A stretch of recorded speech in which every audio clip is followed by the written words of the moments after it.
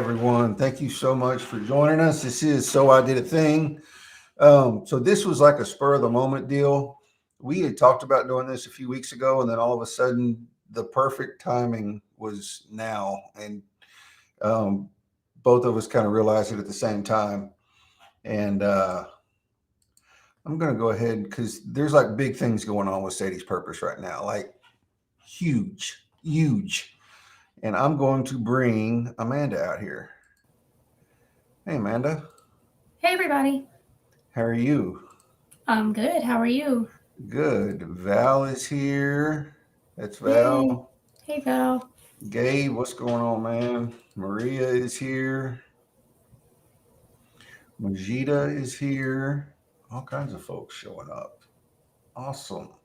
It's awesome of everyone to join us on such short notice. I know, like it was quick, and I I didn't know. even I didn't do an event or anything um, until right at the last minute because when you schedule these through Restream and it does an event, like they get almost no traction.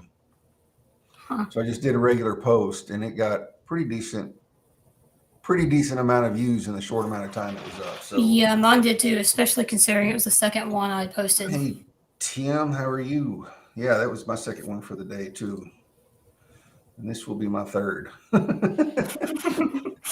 So tell us. Let's start off. Aldo is here. I'm waiting for Oh, hey his. There Aldo. he is. Yeah, the madman himself. Uh-huh. And also, y'all, we are live on Amanda's profile too. Yeah, Gabe's always watching streams. Martin, man, I haven't seen you in forever, dude. How are That's you? what I said. I know, man. I've missed him. I know, Of I course, have we're too. we're we're in a time difference, and I don't know what the time difference is. Martin, what time is it where you're at? Um, and he used to always pop up and say, Mm-hmm. "Hey, Maria, That's you how we don't." met. Yours or Yeah, Nathan's. yeah, you don't know nothing, Maria. Darren, hey, Darren. Hey Darren. So why don't you tell us a little bit first before we make the big announcement about what is going on um, live with Sadie's Purpose right now? And I'm going to drop the link in the chat on LinkedIn. Okay. So yeah, today at just after 4:30, our first ever auction went live, and we have all kinds of amazing things donated by a lot of wonderful people that y'all don't want to miss. For real, I mean, if you're a part of this community here, you know these people: Doug, Ariel, Darren, Amy Olseth. You don't want to miss what these people have to offer. So if you haven't checked out the auction yet, make sure you do that. And it's live, started today, and will run through 5 p.m. Central Time on December the 5th. Awesome. And Mm-hmm. I checked it out earlier. You have all kinds of stuff Yeah, on there. People have just came out of the woodworks and offered services and all kinds of things. they have. As a matter of fact, let's see if I can do this.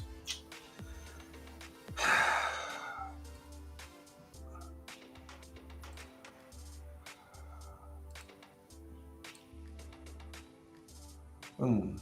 There it is. There you go. It's kind of hard to see. Yeah, you're on there. Yeah. So there's a free genealogy research.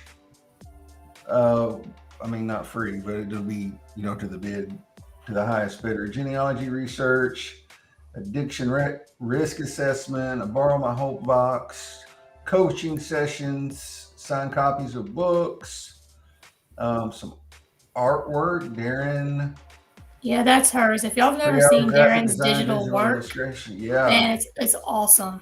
She did one for me, and it's on there as an example with yeah. Sadie and Sarah. That is, it's literally like one of the best gifts anyone has ever given me because it's my favorite picture of the girls together. And then she took it and added her Darren magic to it. Is it in the? There it Yeah, is. it's on there. Yeah. That's it right there. Hmm. That's awesome. That's Yeah, I beautiful. love it. Yeah. Yeah, she gave me that months ago, and I love it. Everything about it. Some businesses donated some stuff, some business cards, coaching packages. That dude at Firebird Studios donated something. I hear he's pretty good. Yeah, he's a little suspect. Marketing plans. Doug Lawson donated some coaching sessions. Ariel Lee donated some coaching sessions. Some children's books, chess strategies, all kinds of good stuff on there, y'all. So y'all go check that out. Let me see. Let me turn that off. There we are. Boom. And so all this is to raise money for Sadie's Purpose. So tell us a little bit about what Sadie's Purpose does. So we put together. Hang on, before you do that, Martin is a stone cold fan. Yay! You win, Martin. Yeah, man. Gabe win. wants to know if he can offer something to help. Is it too late to add anything to the... It is not too late. I was worried about that, but it seems to be letting me edit things just fine. Okay. Val reminded me as soon as I put it live that I actually missed one. So I went in and fixed it. So Gabe, if you want to donate something, I donated just like a one free live stream production and then a 1 hour Zoom call with someone just to kind of walk through either Restream or StreamYard and kind of show them the ropes and tell them the features and stuff. So Gabe, if you want to donate something or offer something, DM Amanda and y'all can get that worked out. Yeah, absolutely. And I see your message, Gabe. That would be fine. I've had like all the signed books and everything. People have just mailed those to me, and then I'll be in charge of sending them out to the winning bidder if that would be the easiest option or whatever. But you can DM me for sure, and we'll sort it out. Yeah, a new Blue Yeti microphone. That'd be great. Mm-hmm. Yep. Team BA forever, all day. Yeah, right on. That is Team Badass, by the way, for those of y'all that aren't in the know. Jen said she'd bid on it. See, you're already selling stuff and it's not even live on the auction yet. That's right. Well, it sounds like I need to get on it then. Yep. Yeah. That is awesome. All right. So tell us about Sadie's Purpose. So, we spent obviously 7 months roughly in the hospital when our daughters were born.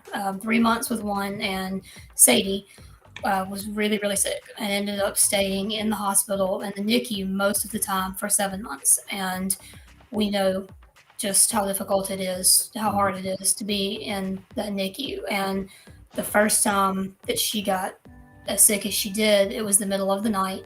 They called at 2 a.m. and said, hey, she's sick. We don't know what's going on, but we've sent her back up to intensive care. She had been moved to a step-down unit, but they sent her back up to intensive care because they were afraid she would need to be put on a vent. Mm-hmm. And I mean, it was like, it's 2 a.m. I have other kids that are asleep. I mean, at that point, my youngest at home then was, 2 years old. Mm-hmm. So it was, not easy for us just to get up and run out of the house. Right. And so when we did finally get everything together where we were able to go, they were calling us every half hour. We don't think you're going to make it. She's not going to survive. You've got to get here now so you can tell her goodbye. And we had nothing. And then we got to the hospital. They had stabilized her, and we were there for the duration until she either lost her fight or she stabilized enough that we felt like we could leave. Mm-hmm. And so we get there, and I'm like, okay, she's stabilized. I can't take a shower. I can't brush my teeth.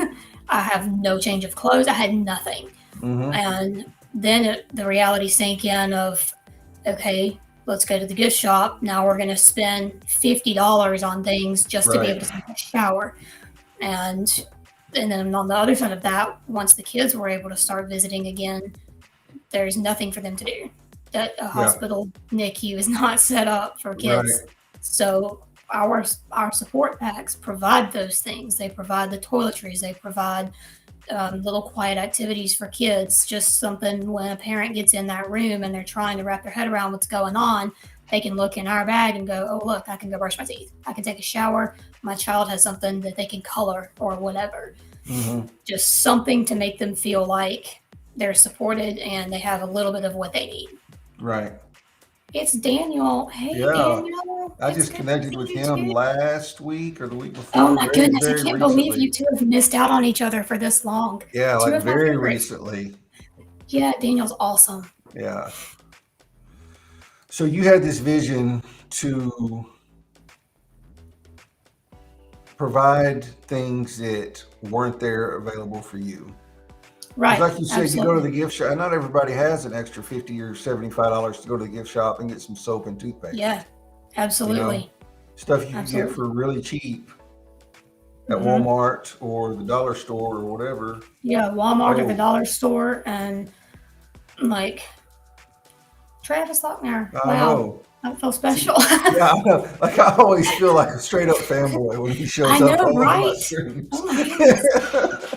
Um, yes, our like we have our Amazon wish list, and you can buy those things, like a 36 pack of shampoo bottles or conditioner bottles, the little Hmm. like travel size bottles, Yeah, for $25. right. Whereas those same size bottles, like I literally paid $7 for a stick of deodorant at the gift shop, Holy and it hell. was the little bitty like you buy to go out of town for a week. Right. It was awful. I mean, you go spend a week in the hospital, and between food and stuff, like all those essentials, you can easily spend hundreds of dollars. Yeah. And that's another thing we hope to do now that, we're getting a little bit bigger and getting the word out a little bit. Once we get to where, okay, we're going to go to this NICU in this city, I want to reach out to restaurants in the area and find Hmm. out if they donate gift cards or anything, just so Yeah. parents, for one, it helps pay for that meal, but two, you need to get out. You can't live inside those four Right. walls or you'll go crazy. I mean, I Right. remember just sitting in there and going, I've got to go outside. I need to see the sunlight. Hmm. Because like the Even one of those something, rooms, there's no windows. yeah, and even something just as, like a fast food place, just to go sit down Hmm. somewhere for a minute Yeah, and just decompress for a minute. absolutely. And Yeah. a lot of hospitals that have high level NICUs, they are either associated with universities or they're in bigger cities to begin with because they're Right. usually attached to hospitals that have big trauma centers, things like that. So Hmm. you're talking about somewhere that almost 24/7 has some kind of fast food open. So Yeah. there's somewhere you can go when you need to go. Where's the snacks Dude, I inhaled some Taco Bell right before we went live. So funny story, not really that funny, but I, I'm sitting here, I'm messing around on LinkedIn thinking, yeah, I got plenty of time to go get something to eat. I'll leave here about 6 and go grab something. So about 5 minutes till 6, I'll walk out the door, and it occurs to me while I'm in a very long line at Taco Bell that I go live at 6:30, not 7. So I had to inhale that Taco Bell. Like it was gone almost as soon as I unwrapped it. So yeah, the snacks have already been eaten, brother. I had fried chicken. That sounds good. I haven't had fried chicken in a hot minute. Yeah. It's been a long I time. I gave up on trying to make enough time to cook something and just ordered it, which I try not to do, but Yeah. Well, fried chicken's kind of time consuming. yeah, definitely. It's not something you can just throw together real quick. No, not at all. Not at all. You're probably right, although without a doubt. Yeah. So look, you were talking about getting donations from restaurants and other places. Why don't Mhm. you just go ahead and tell us how you were able to do that now? So, how we are able to do that now is because the other day this came in the mail and we were officially granted our 501c3 status. Yay! Yes. You've been waiting on that for a hot minute, haven't We you? have been, yes, months and months and months. And we are so excited to finally have it because now it means, yes, I can reach out to businesses and Yes. everything is officially tax exempt. So we And can, that's go kind of ahead. been your holdup for a while now is you've had to rely on just individuals either buying stuff on Amazon or just donating directly to you or whatever. Um, and let's face it, businesses are generous, but they want that tax break, Absolutely. Yeah. and they And can't get it unless you have that 501c3. yeah, absolutely. They can't get it. And I 100% understand why people want to wait and why people have Yeah. been hesitant. And I mean, it's so much. I mean, it's the tax break, but it's the transparency. It's that assurance to people that it's legit. It now allows me to be listed on GuideStar, which is the Mm-hmm. registry for nonprofits. So Mm-hmm. it'll open up a ton of doors to have that. And yeah, it just like it randomly showed up. I'm like, I opened the mailbox. I'm like, the IRS. What the heck? Yeah. What now? And then I No, saw that but the name on it was Sadie's Purpose. I was like, oh my gosh, okay, yay. yeah. And so not only will this open doors for you to be able to get corporate donations, which let's face that too, those corporate donations are going to be a lot bigger than most individual Right. donations. Not that the Absolutely. individual donations don't matter, Yeah. but it just opens so much doors for you to be able to get funding, or so many doors. But not only that, it proves to people that you're legitimate. You're not Hmm. just trying to hustle some money out of someone. Right. Absolutely. Because being a 501c3, you have certain guidelines and rules and regulations you have to follow.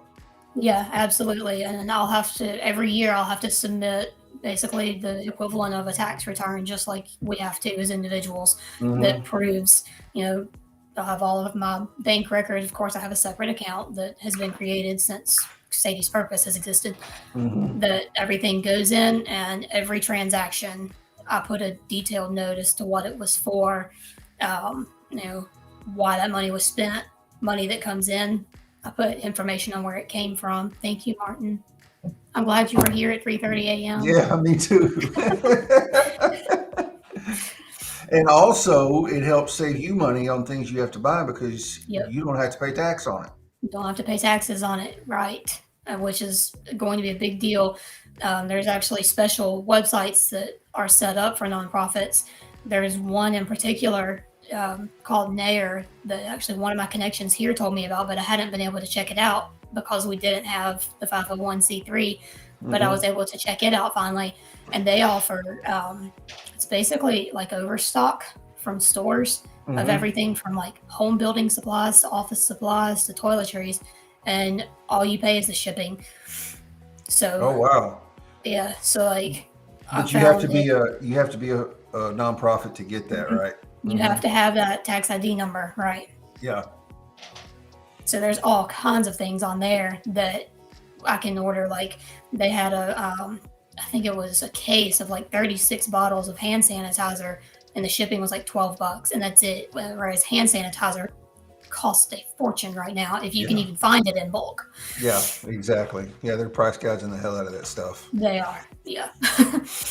Well, that is awesome. Like that is like, what was your reaction? Like, I mean, I know you knew it was coming, but that you had applied for it and you were hoping it was coming. There was no reason why it shouldn't have. But what was your reaction whenever it was finally real, a physical piece of paper in your hand that you were able to read and say, "Oh my gosh, this is actually some legit shiz right now." Well, my first reaction was like, "Oh my gosh!" And I sat down in my chair, and I opened it and I read it. I was like, "Yes!" My son was next to me doing school, and he just looked at me like, "What?" And I told him, and he was like, "Oh, I don't think he. It doesn't matter to them. They don't understand it." But so then my next reaction, I was like, "Okay, who am I going to tell first?" I'm like, I can't really tell anybody because it's going to be a surprise. So I was like, And we had talked about, like, I wanted to get Amanda on here like 2 months ago and mm-hmm. just have her talk about Sadie's Purpose. And we were trying to get it organized. And then somebody, was it Val maybe, Yeah, it was Val. suggested waiting since y'all were waiting on the 501c3 to get approved. Why don't we just wait until it's approved and then you can announce it live? Yeah. So it got approved the week before Thanksgiving, I guess. Or was it last Yeah. week? I don't even remember. It Last week was was, such a blur for me. yeah, you and me both. Anyway, it It got was one of those approved. 2 weeks. Yeah, it was one of those 2 weeks, and we're like, okay, let's set something up. Tomorrow was supposed to be, it is going to be my last stream for the year. Um, but I said, well, I'll do a special one for y'all. Just get it worked out or whatever. Couldn't get it worked out. And she was like, man, I really want to do it during the auction, but it starts today. I said, I've got Monday night or Friday night. She said, let's do it tonight. So we hurried up and got Yeah, it was got it a done. spur of the moment thing Very for spur of the sure. moment. Yep. Yeah, I love Sadie's purpose too. Um, so what's next? Now that you have it, um, have you had any? Although say you did the stanky leg. Oh goodness. I bet she did, man. She's not going to admit to it. Excuse me, but I bet she did.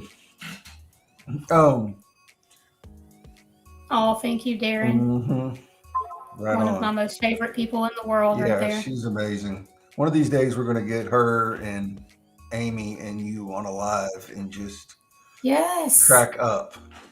we have to do that. Definitely. Yeah. So, what's the next steps? I know you said you had talked about that like overstock place. Have you had any corporate people tell you I'm going to donate? Just you got to wait till you get that. I've had people reach out for sure, even on here, and say, hey, let me know when you get the 501c3. And one of my connections here, Eric the recruiter, is how we all know him. Mm-hmm. He had a connection that he got me set up with. Who Okay. That's what he does is secures funding for startup small businesses and nonprofits. But that was another, it's not necessarily like it won't happen without that, but it's not likely to happen without that. Right. So now that I've got it, definitely I'm going to move forward and get another meeting set up with him. Yeah, and I And think. also grants. It opens the possibility for grants as well. Mm, There's plenty of startup grants. It's not like I can go out and apply for $500,000 grant because we don't have a track record yet. But you right. can apply for a $5,000 grant, a startup grant, and then once you Mm-hmm. prove, okay, here's how I use this money, here's how it went to the organization, to the families. Now you've got that track record to fall back on. So now I can apply for bigger grants. Mm-hmm. So that helps a lot too. So you can just There's work your tons of way them. up. Absolutely. Yep. Yeah. There's tons of grants out there. You just have to know where to look to find the small ones. But luckily, the nonprofit I was working with a couple of years back, that was what I had come on for, was grant writing. Mm-hmm. It's not what I ended up doing, but it's what I had come on for. Right on. Always need some Pampers, man. These diapers are freaking expensive. They are expensive. Oh my gosh. So this is like huge. Like I'm just sitting here thinking of just all the open doors or all the doors that this could open. Mm-hmm. And you've been on LinkedIn enough and you've built enough of a network now um, of people that have already been supporting you on LinkedIn. And I'm sure, doing stuff on Amazon or whatever, that now that this is legit, I don't think you're going to have any problems getting the funding. Yeah. Because you've already established yourself and who you are. You know what I mean? Yeah. Yeah, Garen. Actually, Garen, this is hang on, a little bitty ass neon light I have sitting on the back of my desk. Yeah.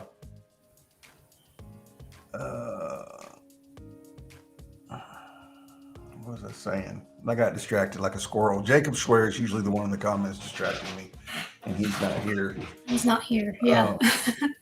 Yeah. Thanks, Garen. Appreciate it, man. If y'all don't know Garen, I'm gonna plug Garen real quick. He works for Desk Rig, and they do some really amazing stuff. It's a whole lot of stuff. Most of it is like a course that teaches you how to do video and live stream and implement OBS into it, where you can just do way more than what I'm doing right here on Restream only. And they also have like the whole entire setups with the monitors, the cameras, the computer, lighting, all that kind of stuff. Really an awesome program. Desk Rig is the name of it. So if y'all get a chance, go check that out. And Garen, if you want to drop your link in the comments for anybody that might want to book a call with you or whatever, you can go ahead and do that if you want to. Um, so yeah, we were talking about building your network and funding and all that kind of stuff. I think that's kind of the power of LinkedIn and just getting out there and doing the work, doing what they say to do about, uh, commenting and engaging and building your community so that Thanks, Aldo. yeah, thanks, Aldo. Um, so whenever something like this happens, you've already built and established who you are, so you don't have to work for it. Right. And you don't have to work as hard for it, if that makes Yeah, sense. You know what I mean? absolutely. Yeah. Yeah, I mean, I officially incorporated Sadie's Purpose in March, but I had been talking about it probably since maybe even before Christmas of last year was when I Hmm. very, very first mentioned it on here. Hmm. And then it was like, do I want to do a nonprofit? Do I want to do like a support group? What do I want to do with it? And then I knew I wanted to do something, but it didn't necessarily have an exact path in mind. And then for whatever reason, like I was sitting around thinking about it and remembering how like those nurses used to print coloring pages they found on the internet and give Hmm. them to my little ones with, highlighters and stuff from their nursing charts because Yeah. there was nothing for the kids to do. And like there's a TV in the room, but you can't even really watch TV on it. It's more like that's how the nurses communicate with the rest of the hospital, the doctors, the pharmacies, things like that. Hmm. So it's there, and it has like a hospital channel where you can learn about the hospital, but it's not anything kids will want. Woohoo! Because that's Right. exactly what you want to do. Right. So I remember the nurses doing stuff like that, and even like once Sarah got released, she came home when they were 3 months old. So then she started going to visit Sadie with everyone else in her room. And I remember like trying to talk to the surgeons and stuff, and Sarah would be crying and fussy, and one of the nurses would like take her and walk off and Hmm. just try to like walk around the hospital with her. And I mean, Hmm. they did everything they could to do you know anything to Hmm. help. And I was like, why aren't there more things, even for siblings. And Hmm. just it kind of hit me. I was like, okay, yeah, like this is what I need to do. These little support packs, and I thought it was almost like I was overthinking it before, trying to think of something too complicated. Right. It doesn't have to be complicated to be helpful. Right. No, exactly. Like you said, it's the little things. Because the small kid, they're pretty easily entertained. Hmm. You can give them, like you said, a coloring book or something and tell them to color, and they'll do it. And sometimes that's all you need, even if it's 10 or 15 minutes of them not crying or Right, not fussing or not, trying to climb all over you. right, absolutely. And it's really hard to stand there and listen to a neurosurgeon talk to you about the shunts he needs to put in your infant daughter's brain with Hmm. a room full of kids behind you fussing and crying and shuffling around because they're bored. Yeah, exactly. You can't really like what kind. How are you even supposed to make any kind of decisions like that? Right, Because they've been up there for absolutely. hours with nothing to do. Yeah, I remember like telling like they had this MRI up on the screen and he's saying, this means this and this means this, and like they were trying to explain when she was so sick, they were explaining simple medical things in the exact way they should have explained them. So I'm not knocking anybody, but explaining in very simplified terms what a ventilator is and what it was doing and why she was using it. And Hmm. finally, one of the nurses told some of the other team members, they were like, look, she's an EMT. She knows a lot of this. You can, move. Because I think I was getting frustrated and it was starting to show Hmm. because I just wanted them to spit it out. What is wrong and what are we doing Right. to fix it and how can we fix it? Right. And but then like once they figured out that I was an EMT, then it went into like, okay, here are all of these gigantic medical terms, and so there I'm like trying to wrap my head around what all of this means, and you know trying to figure it out on a level that because I don't want to Google it because that's a horrible idea. Did anyone catch James Right. Lorraine's post this morning about WebMD? You don't Google these things. Right. So Like, I don't want to Google it, but I'm trying to like not miss anything. Yeah, But because I've got your mind's gonna tell you the absolute worst thing, and your mind's gonna go there and stay there. yes, absolutely. Like, no kidding. Like James Lorraine's post this morning, I Googled like loss of sense of smell after COVID and like how long it was normal because I still couldn't smell or taste anything. Like Hmm. months later, it still wasn't right. And somehow, even just off that symptom alone, I was dying. So I don't Yeah, know. exactly. Hey, Melly was just live with DJ a few minutes ago. She Oh, probably awesome. just got off. She probably jumped off of that and came right here. I got to talk to DJ on the phone the other day. Oh, did you? And yeah, it was awesome. Yeah, she is absolutely amazing. Like, I She love her to is, death, like, her man. energy is contagious. I know it. Yeah, she's awesome. Yeah, and That was last week sometime. she's a big stigma breaker, Hmm. specifically around mental health and stuff like Yeah, that. And so is Melly. Melly's the same way. She's yeah, really open about her ADHD and breaking stigmas and working with it and stuff. So that's awesome. Um, Let me drop the link to the chat or to the auction again. So y'all go check out the auction. There's going to be a mic up there, maybe this evening, maybe yeah. first thing in the morning. That Gabe's going to donate. I I say I have a can loop. see Gabe has messaged me. So. Yeah. Um, Blue Yeti mics are pretty cool. I've got one. I used it before. Will gave me this one. They have a real good sound, so it would be awesome for somebody getting into live streaming, video, even just for like your Zoom calls. Um, they work really good. Yeah, absolutely. Yep. Yeah, that's very true. They were honestly, we only had one problem with the staff the entire time, and I consider myself pretty lucky for that. The only issue we had was there was one day that I wasn't able to be there, and she had to go down for an MRI, and they told me the MRI was at like 2:30 or something.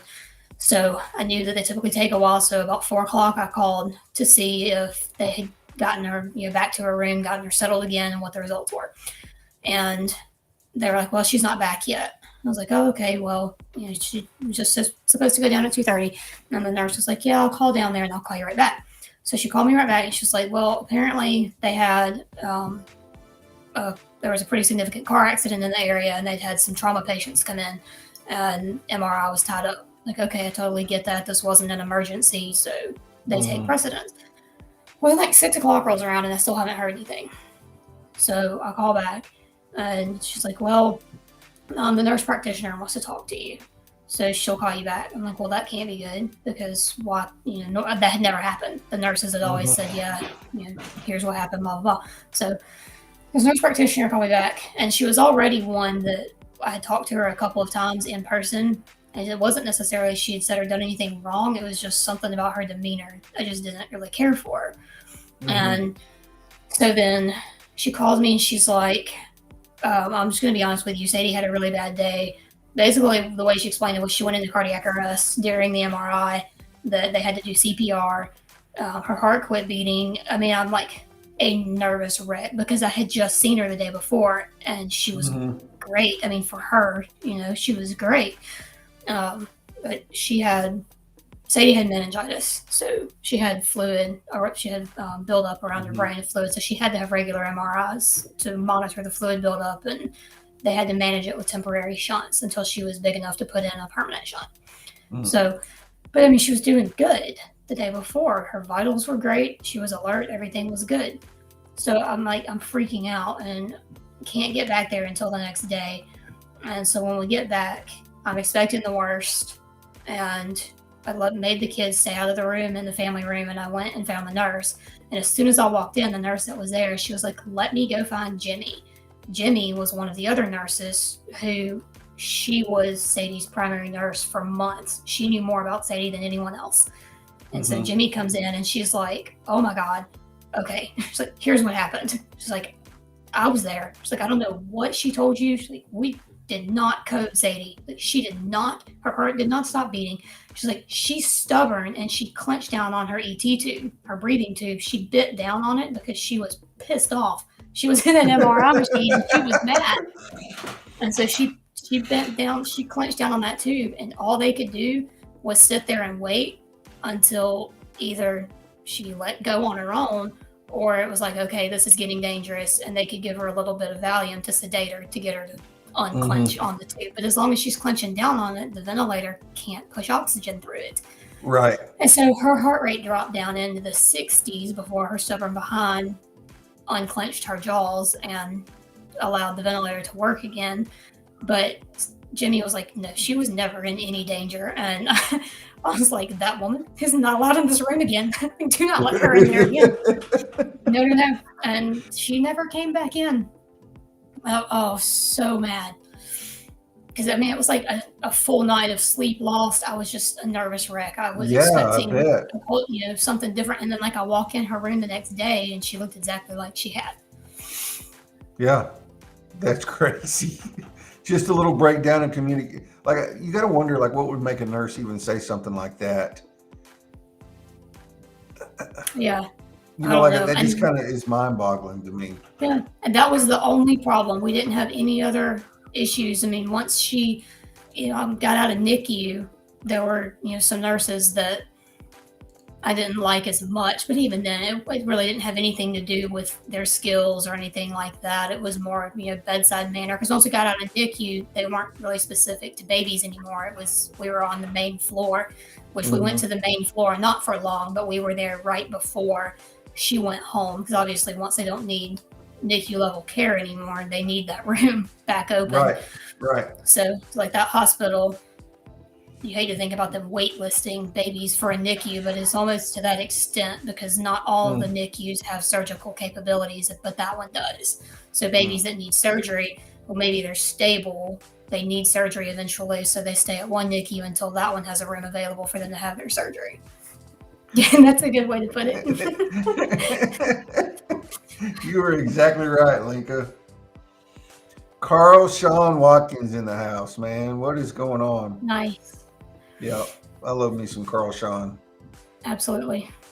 He talks a lot about vulnerability and how it is okay, absolutely okay to be vulnerable, and kind of breaks down that stigma associated, especially for men.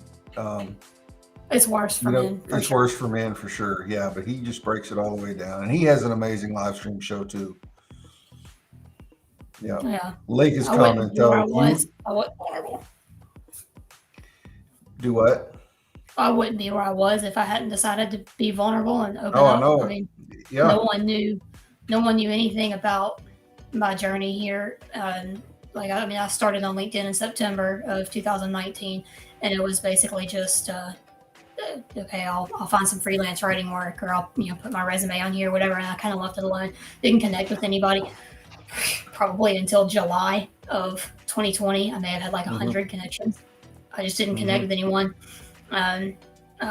So then I ended up finally making legitimate connections, and Nate Cogburn was the first person on here who knew anything about Sadie and what happened. And he was like, you need to talk about it. You need to share about it. And it's like, I don't know. And I finally did post about it. And then that's how me and Amy also got connected. And because she's been through a loss, she knows what it's like. She has NICU experience. So she and I talked on the phone. And if we can ever get her and me and Darren all on one show, we'll share that when she thought I was catfishing her story. Everyone will get a kick out of that, I know. But so once I started actually being vulnerable and opening up, I found out, just how many people that I was already connected with have gone through this, and then found, more and more courage to share that story. That's how all this was born. That's how it got started. Yeah. Even like you don't know about it. Like you don't know. Like I didn't know until a month or so ago, I guess, maybe a month, that Amy Leanne Wills had gone through the same thing. That her baby was preemie and was in the NICU for a while. And she's one of my OG LinkedIn connections, and I never knew that. You just don't know what people have been through. Yeah. Martin had a comment. That is crazy, Martin. Like, that just hurts my heart reading that. Oh, I know. I'm so sorry. That's That's awful. terrible. That's not something anyone should have to go to. I remember standing there and not even knowing what to say or what to do, and asking the doctor, um, that first day that I was there when she was so sick, asking the doctor, if this was your baby, what would you do? Because I didn't know, like, I know enough about the medical field that I could look at those machines and know that she was barely alive. I mean, Hmm. there's no mincing words. You look at all the drugs around her, and I know what they're for. And, um, oh, yeah, Martin's one of my favorite people. He was Um, mine too. He disappeared on us for a while. I don't know I where he went. know, I know. But, the doctor said if it was my daughter, I would consider withdrawing support. And I asked her, is she in any pain? And she said no. So we're managing her pain. She's on pain medication, which she was.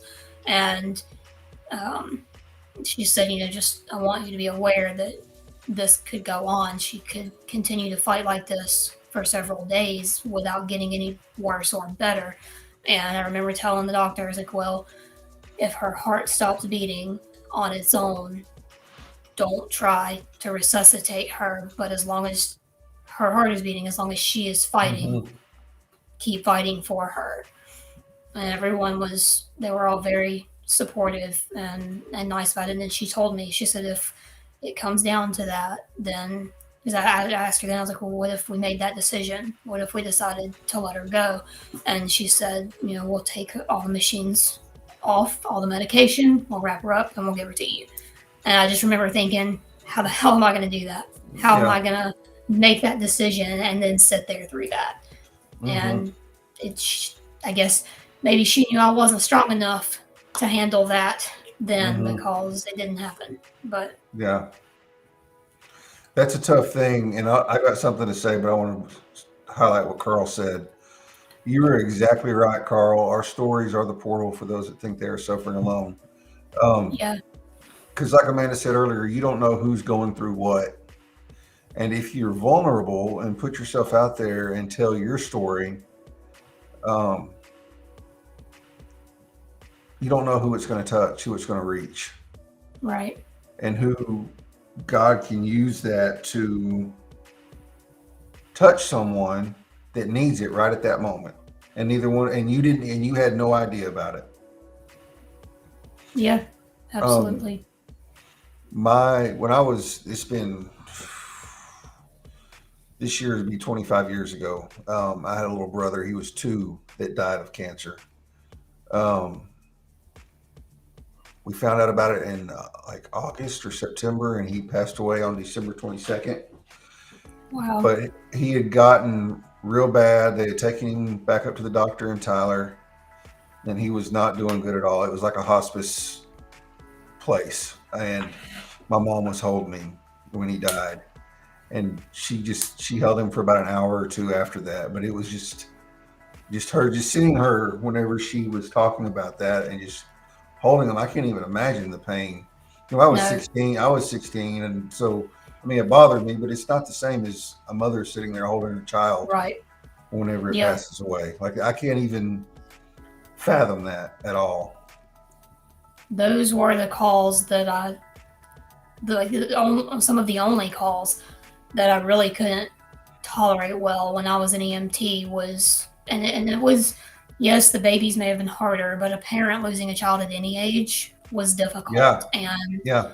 um, like I remember running one time, and I wasn't even in the room when the doctor pronounced the baby and brought the mom into the room, but I mean, she just hit her knees and was just screaming, "No, my baby, my baby!" And I had to Hmm. walk out. And I hadn't been an EMT very long.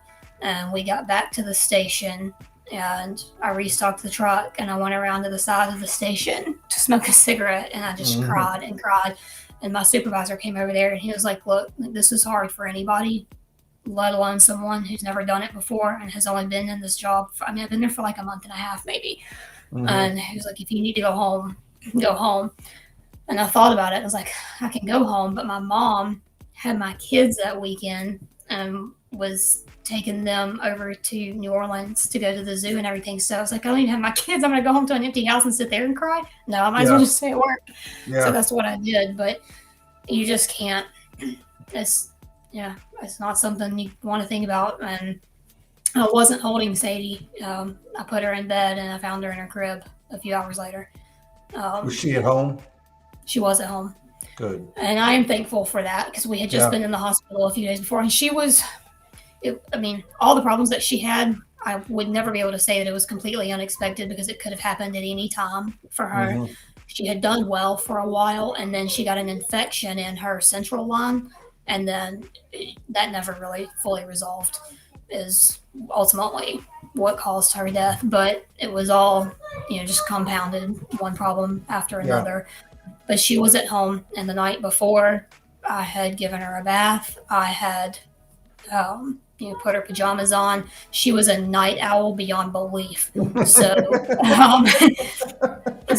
I sat up with her, and after I would put all my others in bed, because Sarah, she usually had her. Of course, she was a baby then too. They're twins, so she would have her nighttime bottle usually around 8 o'clock, and she'd go to sleep, and she'd be down for the count until 4 or 5 hours later. So during that time, I would sit up with Sadie. We'd sit on the couch and hang out together. Mhm. And so it was just me and her. We were hanging out on the couch. And then when I got up the next morning, I had gotten up at 2 a.m. and changed her tube feeding and checked all of her IV stuff, and everything was good. She was fine then. Mhm. And then at 6 a.m., she was gone. And had been for a little while. I knew when I laid my eyes on her that she was. I attempted CPR for a minute and then told the 911 dispatcher that I wanted to stop because I knew. I'm not going to go into the details, but I knew. And I was like, I don't want to put her through this. She's got a ton of special needs, and I'm not going to get her back. Nothing I do is going to get her back. Mhm. And the dispatcher told me I could stop. And they ended up taking her to the hospital anyway. It was a baby. I don't blame anyone. For a little while, I was resentful because I felt like I told them I don't want CPR to continue, and then they snatched her up and took her anyway. But I understand why they did what they did. It's a baby. Mhm. That's a situation that it's hard for anyone to be Mhm. in. The police officer that responded was back from maternity leave for like a week Mhm. when she showed up. So, now she's like, Straight panic mode. she was like, I looked at her and I saw my son and I didn't know what to do. And Yeah. so, it's all, I don't blame anyone for it, but they did end up trying, but they never got anything back. So, Yeah. And how old was she? 11 months. That was April the 2nd. Their birthday is April 6th. Oh, They wow. share my birthday. So she was almost basically a year then. Almost a year old, yeah. We already had all her birthday presents and everything. I've still got them. The clothes and some of the toys I gave to Sarah, but all of the clothes, because I had bought them like matching outfits and everything. Mhm.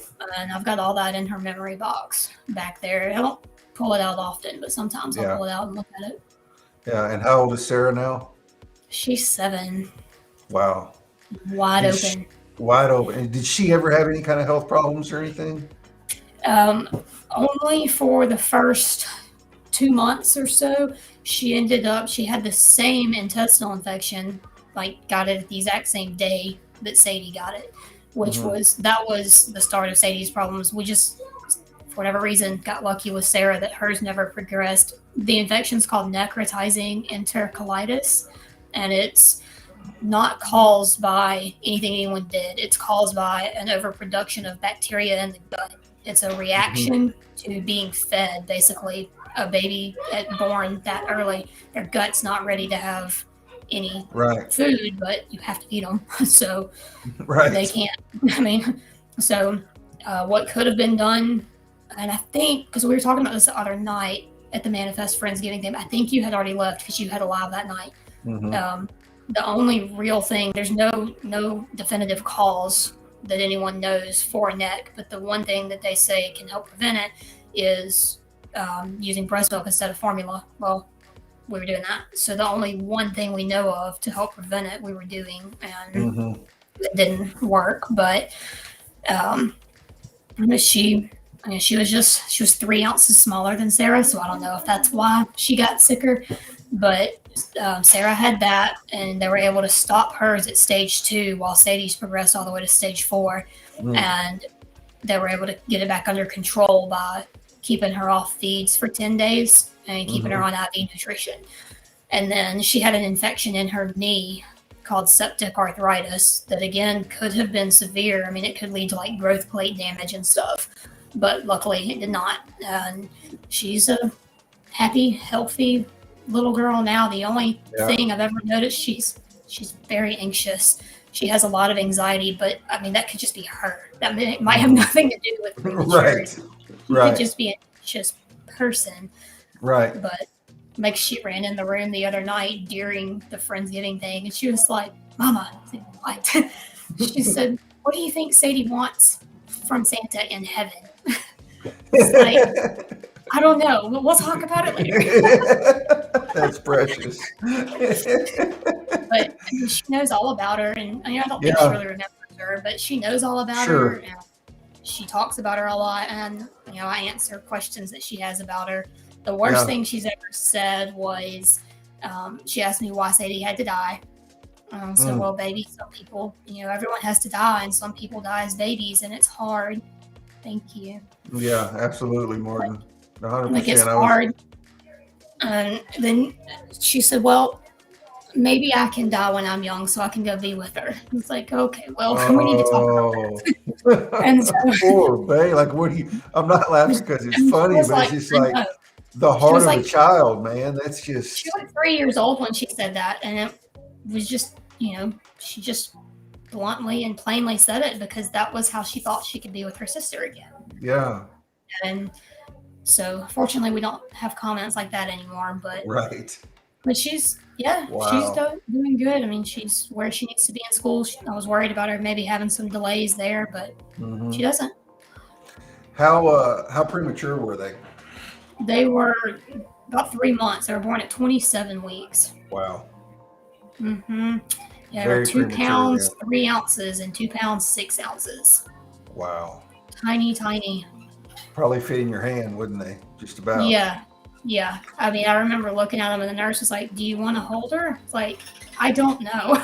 Like, I do. But she is so little. Like, I'm afraid I'm going to break her. They'd wrap her up like a little burrito because they get cold easily. So they pull blankets out of the little blanket warmer in the room. And they go from being like this big around to this big around. It was like holding a football. Well, I think, like Martin said, it is absolutely amazing that you've taken this and turned this into something to honor her. You didn't let the grief. You let the grief take you in a positive way, if that makes sense. Right. You did something to honor her. You did something that was very needed. And you're working your ass off to get it done. You know what I mean? Like, it's not just something you're half-ass trying to do. This is something that you're very passionate about, and you've been working your ass off to get it done. Absolutely. And I remember, like, when the ambulance left with her, my oldest son had actually come downstairs from his bedroom at the time. And he was getting ready to go to school. It was a school day, the day that she died. And I heard him coming down the stairs. And I ran to his door and I stopped him. I said, "Don't come out here. It's Sadie, and I don't want you to see her." And of course, he broke down and he went back upstairs. And then when they left, he came down the stairs and he said, "I'm sorry, Mama. It's going to be okay." And I remember telling him, I was like, "No, it's not. Like, it's never going to be okay again." And then, but like, I mean, I was like, within a 10-minute time frame, everything shifted, and I was like, it's got to be okay because now Sarah's sitting here and she needs a bottle. It's time for her breakfast, and I've got my other 4 kids in here that they need breakfast, and it's a school day, so I have to call the school and tell them that they're not going to be there. And I'm right back into she's gone, but I've still got 5 kids here that I can't half-ass be here for. I have to be Mm-hmm. here for them. So as hard as it was, I had to figure out how to navigate through it. And Yeah, then, this has helped a lot with processing things like I'm sure. that I didn't even realize I was still hanging on to. Yeah, I can imagine. Because you don't really, I mean, being a mom of that, you had six, so you had five 6. kids after she passed. Yeah. Um, Being a mom to five kids is tough. I'm the Hmm. oldest of seven, counting my little brother that passed away. Yeah. Um, so, mom still had to be a mom whenever he died. Yeah. And she still is processing that. And that was 25 years ago. You know what I Yeah. mean? So I can imagine how doing this and focusing that into something as amazing as what you're doing has kind of brought a lot of stuff to the surface, and you've had to deal with it and unpack it and all that kind of stuff. So I imagine it's been kind of therapeutic for you too. Yeah. It really has. And even like my oldest son, he's 19 now, so he was old enough to really understand what was going on most of the time. Maybe not to the severity of how sick she really was, but definitely old enough to know something was wrong. But Hmm. a lot of my others were not, and even my daughter that's 15 now. Well, that was 6 years ago, so she Yeah, understood life and death, and she knew that when someone died, they were gone. yeah, But she was very young when all of that started, and oh, thank you. We just connected, I think today. really. Mm-hmm. Linka is awesome. She's going to be on tomorrow night. Yeah, yeah. So I know it was today when you posted today about Yeah, that. But yeah, you've got younger kids and they don't understand everything. And so yeah. now, like she's 15 now, so she does. And Hmm. I've been able to sit down with her and answer some of her questions and talk to Hmm. her about some of the things that, she remembers, but hasn't even had a Didn't. chance to work out for herself. Yeah. Oh, that is very nice of you. I definitely do not feel like an 18-year-old some days. Definitely not. I see you, Martin. Um, yeah, I didn't think about it till you said it, but like with your daughter, processing memories um, that she had when she was 9, but didn't really know what they were or understand them, Right. and now you were able to talk to her about it and explain it and clear some stuff up for her to help her deal with the grief. Yeah. Yeah. Absolutely. And like my oldest son, he's 19 now, and he FaceTimed me the other day, and he was like, "Hey, I got another tattoo." I'm like, "Oh yeah," which I mean, whatever. I don't care how many Yeah. tattoos he get, but so he's like, he holds his arm up, and there's dates across it here, and they're in Roman numerals. And I'm like, I can't read that on my phone screen. And he's like, well, it's my he's a smart aleck, or thinks he is. He's like, it's my marriage dates and divorce dates. And I just looked at him and I was like, are you kidding me? He was like, yeah. It's like, my drill sergeant or my CO didn't find that funny either. It's like, because it's not. And he was like, no. He's like, it's Sadie's birth and death dates. Do you like it? It's like, I do like it. Like, I think that's Oh a very wow. beautiful way to honor your sister. Yeah, that's But awesome. he was always like, she had her little bassinet thing that she would sit in, and I mean she was always like right there. She was never shunned off to her crib. I mean she had her Mhm. IV pole and everything, and it just rolled all over the house. Right. And she was at the dinner table with everybody, and when the kids were sitting down watching TV at night, she was right there in her little bassinet sitting with them, and he'd always reach over there and play with her toes and stuff like that. And Hmm. when she was nonverbal, but she loved watching things. So she would track with her eyes very well. So when Hmm. her little mobile would stop spinning, he'd wind it back up, and he was just always really good with her. Yeah, that's I awesome. think I think it actually hit him harder than he let on, because Hmm. he's always been such a rock for all of his younger siblings. Hmm. So I mean, he was the one that was literally like he had his arm around his sister and let her cry on his shoulder at the funeral. Mm-hmm. And so I think he spent more time trying to console them than processing his own grief. Mm-hmm. Does he help you? Well, he's in the military, so I imagine he doesn't really have much time. But what are his thoughts on Sadie's purpose? Like, I'm sure. Oh, he loves it. Yeah, he Yeah, thinks it's a great idea. yeah, that's awesome. Yeah, he's getting a taste of snow this week over there in Germany, and he is very cold natured, so he's not loving that. I wonder where he gets that from. Yeah, yeah, right. I know. It drops below 70 ish. Yeah. Yeah. Like I'm sitting here right now, and I am obviously in my house, and I'm like, now I wish I still had that little heater in here. Because it's not right, exactly. It wasn't. I'm like, you're no. Like I know a lot of people on here knew that like my son got married, and the girl turned out to be a complete and total psychopath. And Yeah, I mean, she was a nutcase for real. yeah. And he's fine. He's over it. He's moved on. But I was like, you did not do that.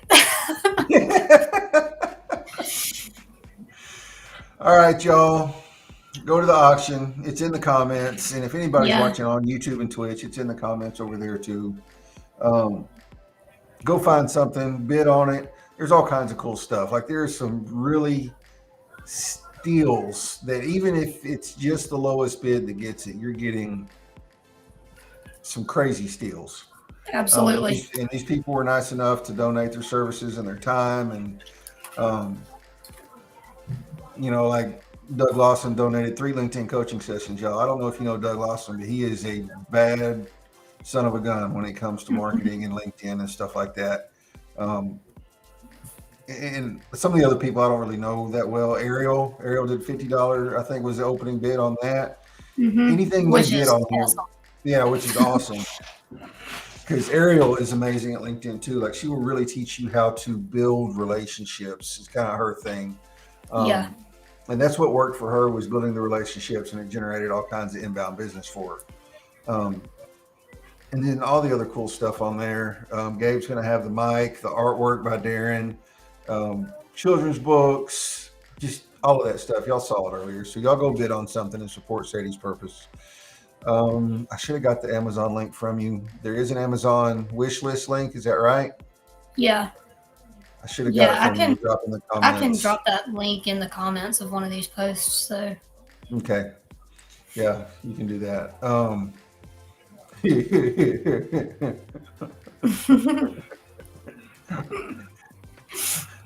Coming fresh out of a divorce, I'm not going to argue that one at all.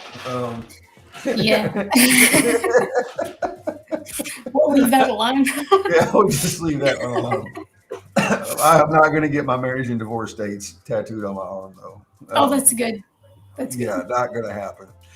Amanda, thank you so much for coming on. I appreciate it very, very much, just for you opening up and being vulnerable and sharing your story and sharing about Sadie. And we're all just over the moon excited for you in the 501c3. Like I can just see the doors in my head being flung open, like going down a hallway, and boom, boom, boom, boom, boom, boom, boom. They're all opening. Like I can see it in my head. So I'm just excited to watch it. I'm excited to be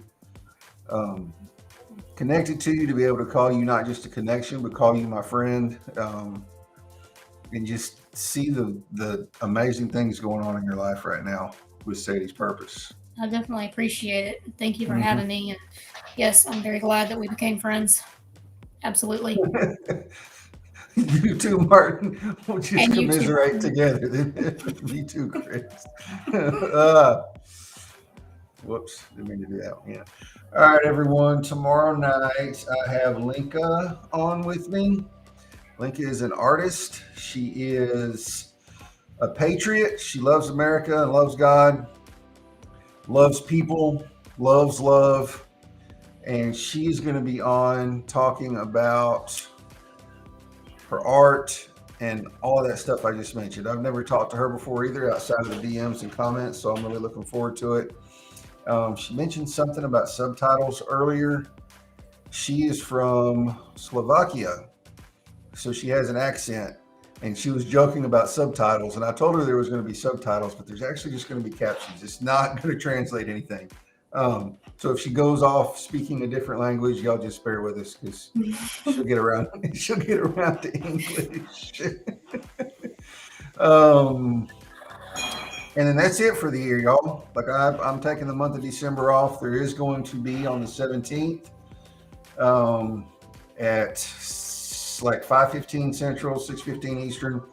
A LinkedIn Friends Must Takeover. Yeah, this linker right here is going to be on. We are doing, an ugly sweater party live, y'all. There's going to be, I don't even know how many of us, and we're all going to be paired on everybody's profiles. So no matter what you do on that night, when you open LinkedIn, you're going to see us because we're going to be everywhere. Yeah, we're going to take over LinkedIn on the 17th. So I'm looking forward to that. But that's going to be the only thing I do in December. I'm going to take it off. I do have some pretty amazing guests. Nothing on the schedule yet, but people I've talked to that are going to be coming on after the first of the year, I'm really excited about. So, yep, I think that's it. Awesome. Anything else you want to say, Amanda? Well, absolutely. Thank you to everyone that's here that came to hear the exciting news, and to everyone, of course, that donated to make the auction possible, and to my people, to Val and Danielle, and both my Jessicas on my Sadie's Purpose team that they couldn't be here on such short notice. But I mean, literally none of this would be possible without them. They have buried with me when I had no idea what I was doing. Val, even today, the auction went live and she's like, okay, so what about this? What about this? Why does it say this? Like, because I didn't do that right.